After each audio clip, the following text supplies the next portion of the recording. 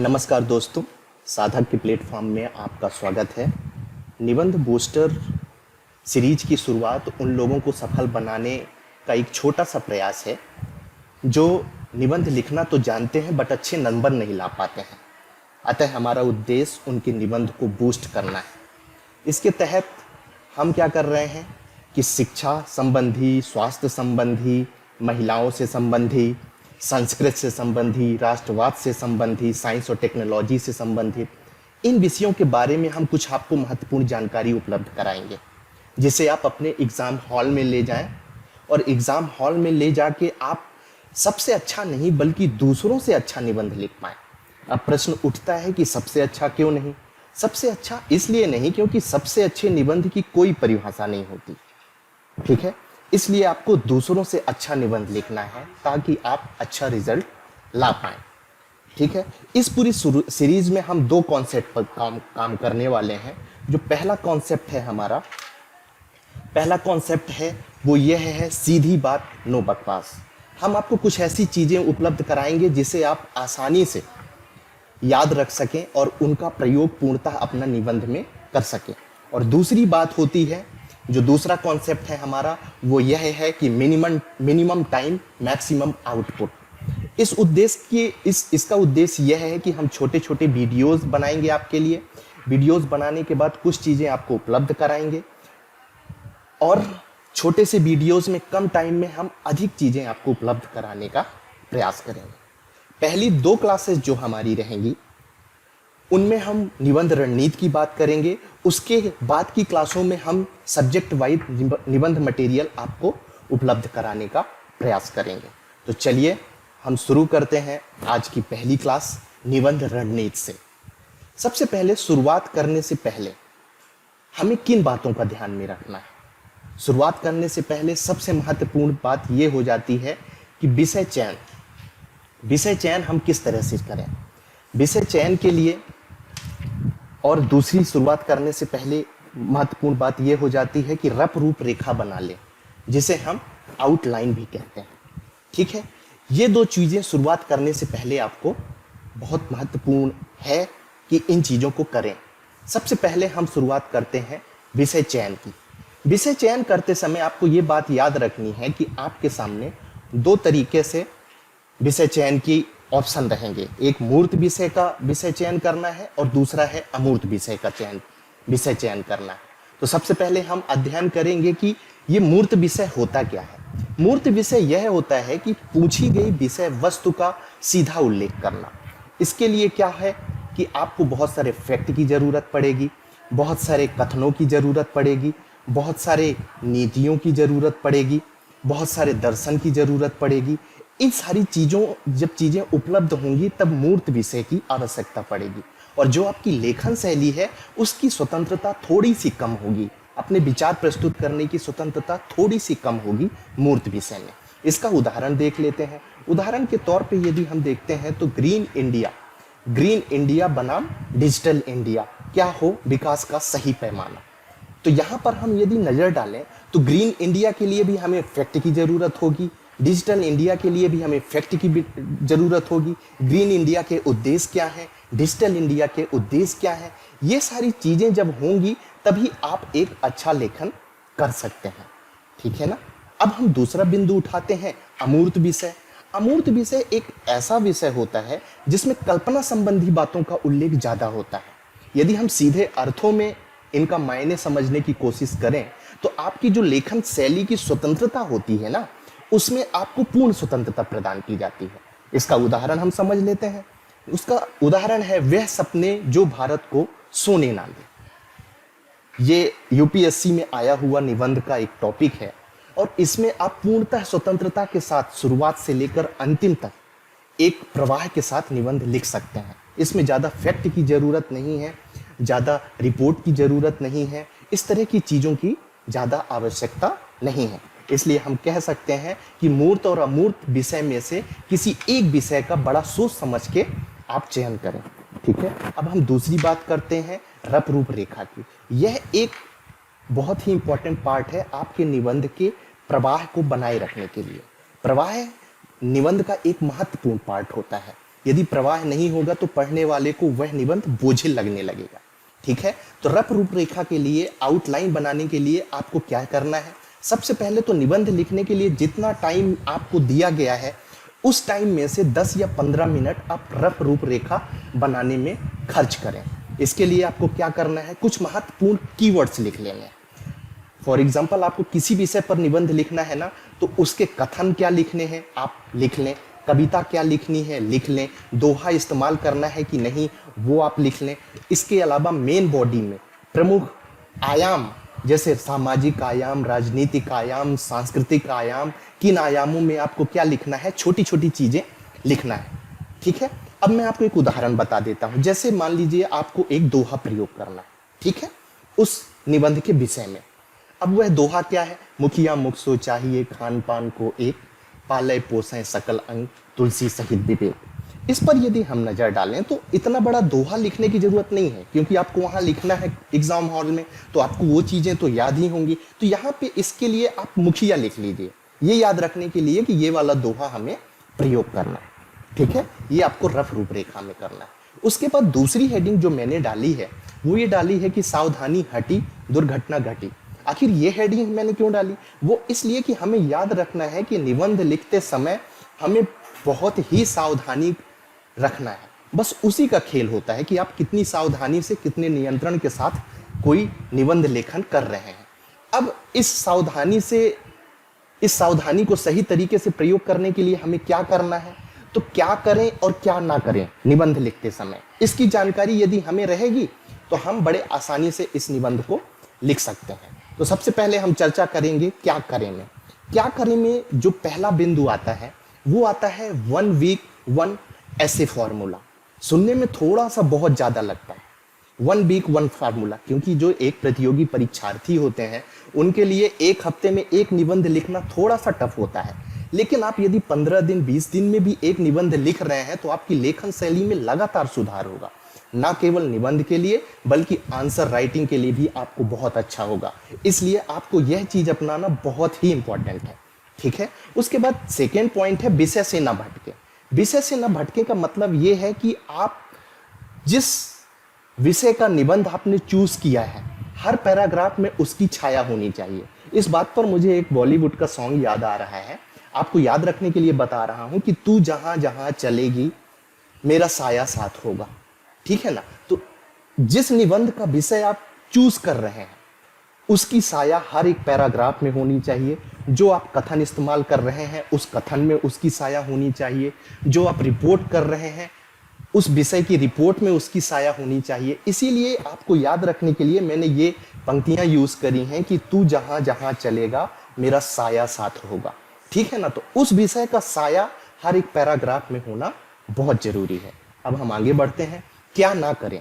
इस बात को ध्यान में रखने के लिए आपको सबसे पहली बात तो ये याद रखनी है कि पॉइंट में ना लिखें। पॉइंट में ना लिखें इसका मतलब ये है कि यदि आप निबंध को पॉइंट में लिखेंगे तो आंसर राइटिंग और निबंध में अंतर क्या रहेगा?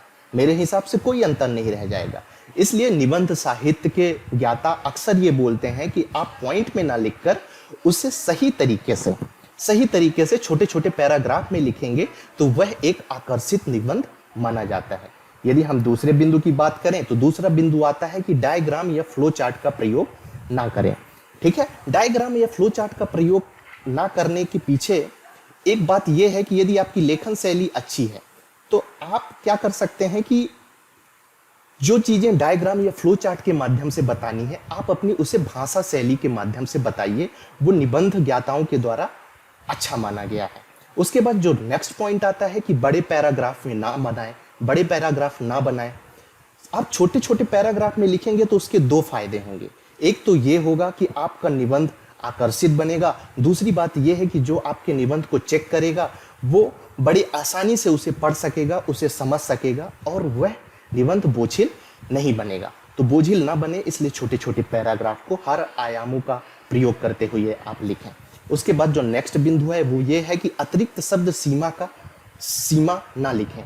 जितने शब्द सीमा आपको निबंध के लिए बोला गया है, 1500 बोला गया है या 1000 बोला गया है, जो भी बोला गया है, थोड़ा बहुत कम हो सकता है लेकिन आप कोशिश करें कि ज़्यादा शब्द का प्रयोग ना करें। उससे क्या होगा, आपके पास समय भी नहीं बचेगा, जिसके कारण आप निष्कर्ष लिखने में निश्चित रूप से कुछ न कुछ गड़बड़ी कर बैठेंगे। उसके बाद नेक्स्ट पॉइंट है कि व्यक्तिगत निंदा से बचें। व्यक्तिगत निंदा से बचने के लिए आपको क्या करना है कि जैसे किसी व्यक्ति ने घोटाले में जिसका नाम चल रहा है, उस पर अभी पूर्ण तरह से अपराध सिद्ध नहीं हुआ, लेकिन आप उसका नाम का प्रयोग यदि निबंध में कर रहे हैं तो वो एक निबंध जांचने वाले के ऊपर गलत इफेक्ट डालता है। तो आप अप्रत्यक्ष रूप से उसका वर्णन कर सकते हैं। वैसे भी कहा जाता है कि लेखन शैली में यदि अप्रत्यक्ष रूप से किसी प्रत्यक्ष बात को कह दिया जाए तो वह सबसे अच्छा निबंध माना जाता है। तो यह यदि आप धीरे धीरे लिखेंगे तो यह शैली आप में निश्चित रूप से विकसित होगी। नेक्स्ट पॉइंट है कि एकल पक्ष की ओर झुकाव ना रखें। इसका मतलब यह है कि यदि आप मान लीजिए राष्ट्रवादी विचारधारा से संबंधित है, आप मार्क्सवादी विचारधारा से संबंधित है, इसी तरह आप गांधीवादी विचारधारा से संबंधित है, आप सामाजिक विचारधारा से संबंधित है, आप अंबेडकर साहब के विचारधारा को मानते हैं, तो निबंध लिखते समय ऐसा ना हो कि किसी एक की विचारधारा उस पर थोप दी जाए। पढ़ने वाले को ऐसा कभी प्रतीत नहीं होना चाहिए कि आपने उसकी विचारधारा, मतलब अपने मन की विचारधारा आपने उस पर थोपी है। इस चीज को विशेष ध्यान रखें। ठीक है, आगे बढ़ते हैं। अब हम बात करते हैं निबंध के आधार की। निबंध में मुख्यतः 3 आधार होते हैं। निबंध में मुख्यतः 3 आधार होते हैं। ठीक है, पहला आधार भूमिका का होता है, दूसरा मुख्य विषय वस्तु का होता है, और तीसरा उपसंहार का होता है। यही निबंध की सुंदरता होती है। जितना सुंदर आप इन तीनों पर काम करेंगे, निबंध उतना अच्छा बनेगा। सबसे पहले हम बात करते हैं निबंध की भूमिका पर। ठीक है, निबंध की भूमिका में आपको क्या करना है, जितने भी शब्द दिए गए हैं आपको निबंध लिखने के लिए, मान लीजिए 1000 शब्द दिए गए हैं, मान लीजिए कि 1500 शब्द दिए गए हैं, तो आप टोटल में से 10 या 15%, मतलब 150 से 200 शब्द ही भूमिका में इस्तेमाल करें। लेकिन शर्त यह है कि आप अच्छे शब्दावली का प्रयोग करें, आप अच्छे वोकैबुलरी का प्रयोग करें, आकर्षित कथनों का प्रयोग करें, जिसके कारण आपकी भूमिका अच्छी लगे। ठीक है, शुरुआत करने की वैसे तो देखा जाए तो निबंध शुरुआत करने की बहुत सारी विधियां होती हैं, लेकिन हमने यहाँ पर केवल 4 बिंदु ही उठाए हैं। प्रसिद्ध कविता के माध्यम से, सबसे पहले इसे समझ लेते हैं। प्रसिद्ध कविता के माध्यम से मेरी सलाह ये है कि यदि आप अच्छे लेखक नहीं हैं, आपको लगता है कि मैं अच्छा नहीं लिख पाता हूं, तो पहले से ही निबंध से संबंधित कुछ पंक्तियां तैयार करके जाएं, और वो पंक्तियां महान रचनाकार की होनी चाहिए। महान साहित्य से यदि आप लिखेंगे तो वो ज़्यादा बेहतर होगा। ठीक है ना, जैसे यहाँ पर एग्जाम्पल के लिए मैंने लिखा है कि औरों को हंसते देखो मनु हंसो और सुख पाओ, दूसरों के सुख को, औरों को हंसते देखो मनु हंसो और सुख पाओ, अपने सुख को विस्तृत कर लो, दूसरों को सुखी बनाओ। ठीक है ना, ये मैंने कामायनी से ली हैं ये पंक्तियां। श्री जयशंकर प्रसाद जी की द्वारा लिखित ये रचित पंक्तियां हैं। तो ये आपकी सत्यता को भी अधिक मजबूत बनाती हैं। इसलिए मेरी सलाह है कि यदि आप अच्छे लेखक नहीं हैं तो इस तरह की बहुत सारी पंक्तियां, बहुत सारे से दोहे आप पहले से याद कर लेंगे तो ज़्यादा अच्छा होगा। दूसरे बिंदु पर हम विचार करते हैं, तो दूसरा बिंदु होता है कथन का, प्रसिद्ध कथन का। जैसे मैंने एक उदाहरण दे रखा है कि किसी राष्ट्र का विकास उस राष्ट्र की महिलाओं के विकास के स्तर पर निर्भर करता है। ये भीमराव अंबेडकर जी का कथन है। यदि आप महिला से संबंधित कोई निबंध लिख रहे हैं तो उस पर इसका प्रयोग कर सकते हैं। यदि आप राष्ट्र निर्माण से संबंधित कोई निबंध लिख रहे हैं तो उसका प्रयोग आप इसमें कर सकते हैं। ठीक है, तो इस तरह आप प्रसिद्ध कथन से कोई कथन अपने निबंध की भूमिका की शुरुआत कर सकते हैं। अगला बिंदु है प्रसिद्ध कहानी या प्रसिद्ध घटना से शुरू कर सकते हैं। लेकिन मैं ये बात बता देना चाहता हूं आपको कि यदि आपको लेखन शैली में बहुत अधिक भरोसा है, आप अच्छा लिख सकते हैं, तभी ये रिस्क लीजिएगा कि किसी कहानी या किसी घटना से लिखना शुरू करें। ठीक है, यदि आपके मन में थोड़ा सा भी डाउट है तो इस तरह का रिस्क ना लें। ठीक है, क्योंकि वो आपके नंबर काट सकते हैं। ठीक है, नेक्स्ट पॉइंट है प्रश्नों पर आधारित भूमिका। कुछ लोग क्या करते हैं कि जिस विषय को चयन करते हैं उसके आधार पर वो पहले भूमिका में ही कई तरह के प्रश्न बना लेते हैं और हर आयाम में वो उसका उत्तर देते हुए निबंध लिखते हैं। ये भी थोड़ा सा टफ प्रणाली है, लेकिन आप यदि कोशिश करेंगे तो अच्छा निबंध लिख सकते हैं। अब आगे बढ़ते हैं। भूमिका हमारी हो गई, अब हम मुख्य विषय वस्तु पर बात करते हैं। यहाँ पर गलती से SPECIEL है। ठीक है ना, यहाँ याद रखना है आपको, EL है, AL नहीं है। ये मैं आपको एक कीवर्ड दे रहा हूं, यह कीवर्ड आपको परीक्षा हॉल में लेके जाना है, स्पेशियल। स्पेशियल, मैं फिर से दोहराता हूं, SPECIEL। इस शब्द को आपको ले जाना है और इसमें कितने सारे आयाम आ जाते हैं उसको हम पढ़ लेते हैं। S से सोशियल आयाम आता है, ठीक है। P से पॉलिटिकल आयाम आता है, E से इकोनॉमिक आयाम आता है, C से कल्चर आयाम आता है, E से इंटरनेशनल आयाम आता है, I से इंटरनेशनल आयाम आता है, E से इन्वायरमेंटल आयाम आता है और अंतिम में L से जो है वो लीगल और कॉन्स्टिट्यूशनल आयाम आता है। इन आयामों को यदि आप ये शब्द याद रखते हैं तो इन आयामों को ऊपर नीचे करके आप लिख सकते हैं। और ये जो आयाम है इनका ऊपर नीचे कब करना है आपको, जब आप रफ की रूपरेखा बना रहे होते हैं ना, तो इन आयामों को वहां प्रयोग करते हुए, जैसे महिला के बारे में आपको लिखना है तो महिला के बारे में लिखने में आपको ऐसा लगता है कि सोशल आगे सबसे पहले लिखना चाहिए, तो आप सोशल आयाम सबसे पहले कर लो। उसके बाद आपको लगता है कि कॉन्स्टिट्यूशनल आयाम आपको दूसरे नंबर पर लिखना चाहिए, तो आप कॉन्स्टिट्यूशनल आयाम दूसरे नंबर पर लिख लो। अब आगे बढ़ते हैं। इन आयामों के अलावा कुछ आप अन्य आयाम भी प्रयोग कर सकते हैं। कैसे? जैसे कि साइंस और टेक के आयाम, विषय की समस्याओं से संबंधित आयाम, विषय के समाधान से संबंधित आयाम, और अंतिम में एक पैराग्राफ जो लिख सकते हैं समन्वय का आयाम। समन्वय कैसा होगा? जो समस्याएं आप लिख रहे हैं, जो समाधान लिख रहे हैं, उनका एक समन्वय करके एक पैराग्राफ लिख सकते हैं। अब आगे बढ़ते हैं। इसी में मुख्य विषय वस्तु में कुछ बातें, अन्य बातें आपको याद रखनी है। जो बातें कहें फैक्ट के साथ कहें, यह आपकी सत्यता का प्रतीक होता है कि आपने कुछ फर्जी बातें नहीं लिखी हैं, ये कहीं ना कहीं आपने पढ़ा है, ये पढ़ने वालों को अच्छा लगता है। इसका मतलब क्या है? जैसे आप किसी रिपोर्ट का कर लीजिए, जैसे आप स्वास्थ्य से संबंधित मुद्दे पर लिख रहे हैं तो WHO को कोट कर दीजिए, ठीक है ना, वर्ल्ड हेल्थ ऑर्गेनाइजेशन को। इसी तरह आप किसी का कथन लिख रहे हैं, उस महान हस्ती को कोट कर दीजिए। तो कोई भी बात लिखिए तो अपने फैक्ट के साथ लिखिए। अगला बिंदु क्या है? आयामों का बराबर रेशियो रखें। आयाम क्या है? सामाजिक आयाम है, राजनीतिक आयाम है, कल्चरल आयाम है, पर्यावरण से संबंधित आयाम है, तो इनका बराबर आयाम लिखना है। ऐसा नहीं कि लोकतंत्र के बारे में आप लिख रहे हैं तो राजनीतिक आयाम को आपने 2 पन्नों में लिख दिया, उसके बाद उसके सामाजिक आयाम को आपने 5 लाइनों में लिख दिया, उससे पर्यावरण से संबंधित बातें आपने 3 लाइनों में लिख दिया। तो आयाम की रेशियो हमेशा बराबर रखेंगे। इसका क्या फायदा होगा? आप कम समय में ज़्यादा अच्छे प्रेजेंटेशन से अधिक बिंदु आप जांचने वाले तक पहुंचा सकते हैं और अधिक नंबर ला सकते हैं। तो आयामों का बराबर रेशियो रखें। अब जो महत्वपूर्ण बात है, यहाँ पे मैंने एक शब्द इस्तेमाल किया है, गठबंधन। गठबंधन क्या है? गठबंधन का मतलब ये है कि जैसे आप एक पैराग्राफ इस तरह से लिख रहे हो, ठीक है, और दूसरा पैराग्राफ जो बदलना है, इन दोनों को किस तरह से गठबंधित किया जाए, किस प्रकार से जोड़ा जाए, इसका बड़ा महत्व होता है। गठबंधन के महत्व को हम कैसे समझ सकते हैं? अभी कुछ दिनों पहले महाराष्ट्र की सरकार गिरी, एक गठबंधन कमजोर हुआ तो दूसरे की सरकार बन गई। तो समझिए गठबंधन यदि कमजोर रहेगा तो क्या असर डालता है, ठीक है। कुछ शब्द और कुछ कथन मैंने यहाँ पर दे रखे हैं कि जब आप एक पैराग्राफ से दूसरे पैराग्राफ में चेंज करें तो वहां पे कौन से कथन इस्तेमाल करके आप उस पैराग्राफ को अच्छा स्वरूप प्रदान कर सकते हैं, ठीक है।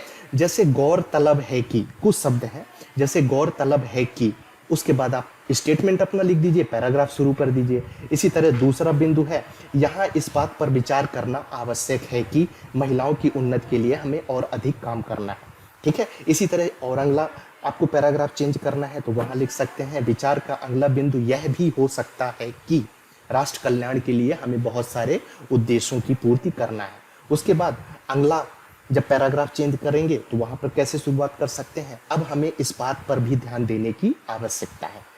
नेक्स्ट, और हो सकता है बात सिर्फ इतनी ही नहीं है। इसके कहने का मतलब मेरा ये है, सीधी सी बात, कि आप इस तरह से गठबंधनों को यदि 10-15 गठबंधन पैराग्राफ शुरू करने के लिए याद कर लेंगे तो वहां आपको निबंध लिखने में आसानी होगी, ठीक है। आगे बढ़ते हैं।